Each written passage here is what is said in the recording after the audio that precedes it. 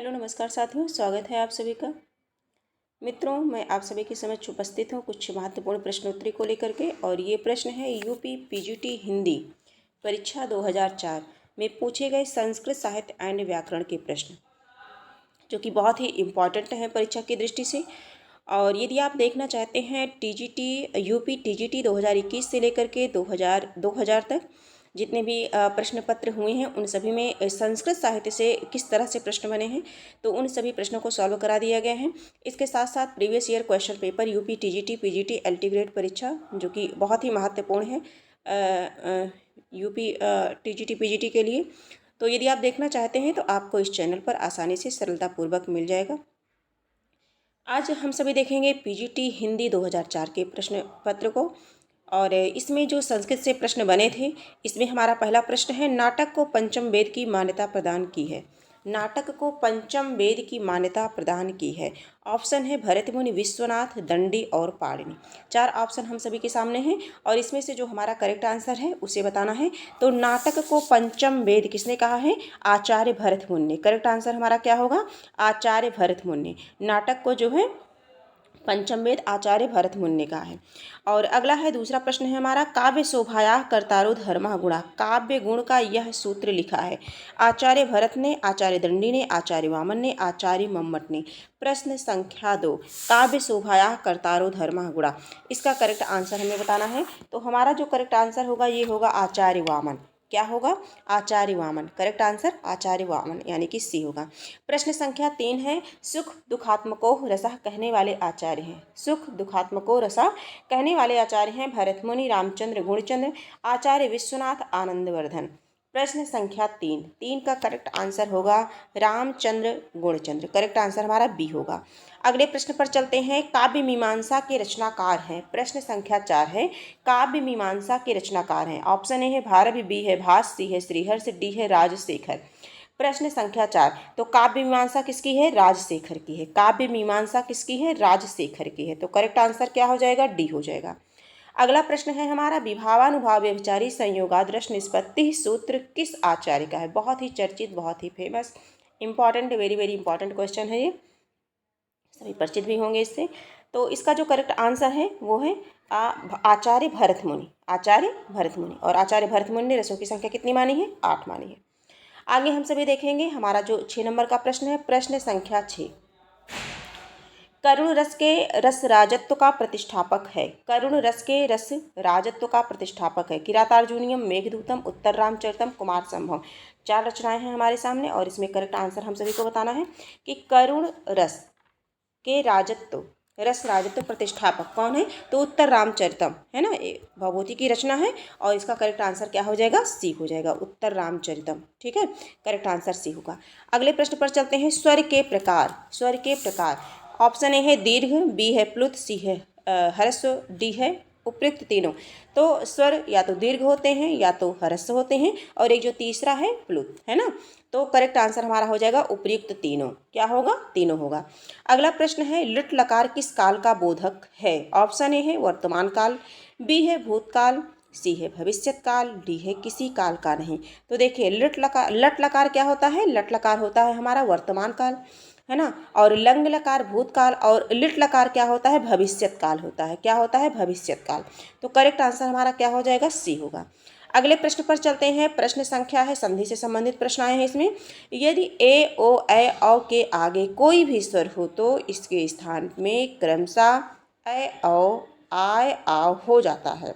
तो यह कौन सी स्वर संधि कहलाती है?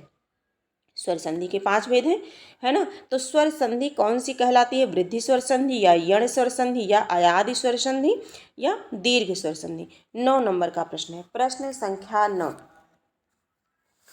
तो इसका जो करेक्ट आंसर हो जाएगा वो क्या होगा? अयादि स्वर संधि, है ना, HOI वायाभा सूत्र से। तो ये करेक्ट आंसर सी हो जाएगा। अगले प्रश्न पर चलते हैं, अन्वेषण का शुद्ध संधि विच्छेद है। अन्वेष प्लस ड़ा, अन्वे प्लस सड़, अनु प्लस वेषण, अनु प्लस एषण। तो इसका जो करेक्ट आंसर होगा, ये संधि शुद्ध संधि विच्छेद पूछा गया है कि शुद्ध संधि विच्छेद इनमें से क्या है? तो अनु प्लस वेषण, है ना, अनुवेषण। इसका जो करेक्ट आंसर होगा 10 का,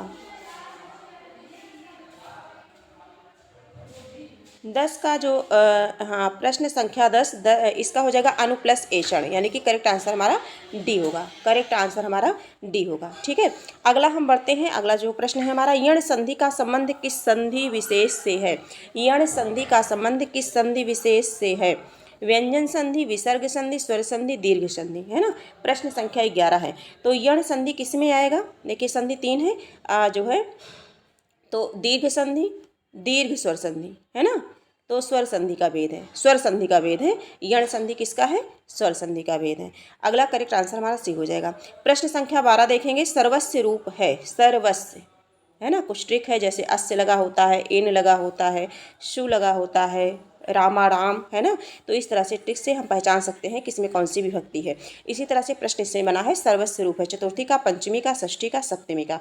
तो इसमें जो हमें करेक्ट आंसर चूज करना है ये है षष्ठी विभक्ति, है ना। रामस्य, सर्वस्य, तो बालकस्य, तो ये षष्ठी विभक्ति का है। करेक्ट आंसर हमारा क्या बनेगा? सी बनेगा। प्रश्न संख्या 13 देखेंगे। तव्यत और अनियर प्रत्यय का प्रयोग होता है, किसके लिए होता है? तव्यत और अनियर प्रत्यय का प्रयोग किसके लिए होता है? तो ये चाहिए के अर्थ में होता है। करेक्ट आंसर हमारा क्या होगा? बी होगा।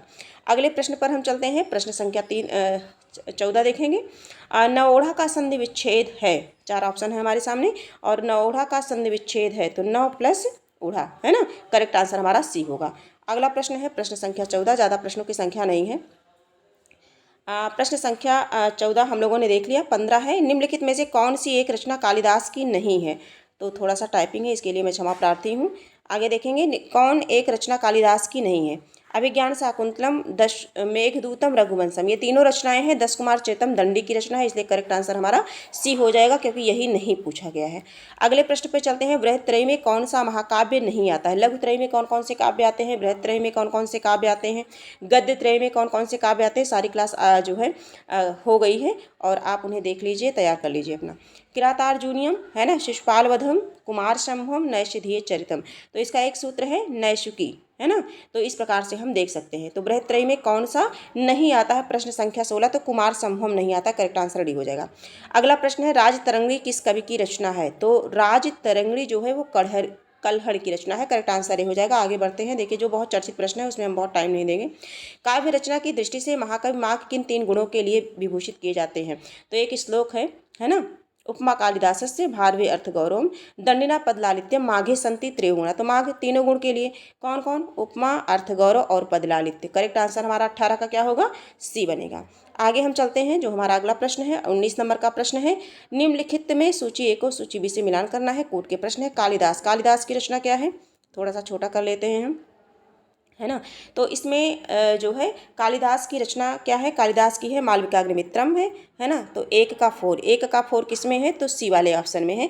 बाकी सब देख लेते हैं। भवभूत की है मालती माधव, भवभूति की रचना है, और दंडी की 10 कुमार है, श्रीहर्ष की नैषधीय चरितम। तो इस तरह से हमारा करेक्ट आंसर क्या बनेगा? सी बनेगा। अगला प्रश्न है हमारा, हाँ, इस तरह से हम लोगों ने कितने प्रश्न किए? हम लोगों ने 19 प्रश्न किए। और ये प्रश्न कब के थे? ये प्रश्न 2004 में जो प्रश्न बने थे ये थे, और ये सभी के लिए इंपॉर्टेंट हैं। तो आज की क्लास के लिए बस इतना ही। हम फिर मिलेंगे कुछ महत्वपूर्ण तथ्यों के साथ। बाकी आप सभी अपनी तैयारी करते रहिए, अपना जो भी नोट्स हैं, जो भी आप बनाए हैं, पढ़ते रहिए। आज की क्लास यहीं तक, फिर मिलेंगे, तब तक के लिए धन्यवाद।